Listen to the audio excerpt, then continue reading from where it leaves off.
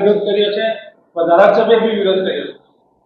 જૂનાગઢ જિલ્લાના પંચેશ્વર વિસ્તારમાં આવેલા બંધ મકાનોમાં રાત્રિના સમયે દેશી દારૂ બનાવતી ભઠ્ઠીઓ ચલાવતા બુટલેગરો સામે ક્રાઇમ બ્રાન્ચે ઓપરેશન ચલાવી રેડ પાડી હતી।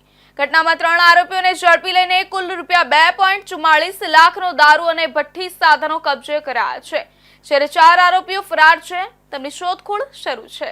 જૂનાગઢ શહેરના પંચેશ્વર વિસ્તારમાં આવેલા બંધ પડતર મકાનોમાં આ વિસ્તારના લિસ્ટેડ બુટલેગરો રાત્રિના સમયે દેશી દારૂની ભઠ્ઠીઓ ચલાવતા દેશી દારૂ ઉતારતા હોવાની બાતમીના આધારે ક્રાઇમ બ્રાન્ચ દ્વારા અલગ અલગ ટીમો બનાવી ખાનગી ઓપરેશન ગોઠવી રેડ પાડી પ્રોહિબિશન એક્ટ હેઠળ 8 કેસ એડિશન પોલીસ સ્ટેશનમાં દાખલ કરવામાં આવ્યા હતા।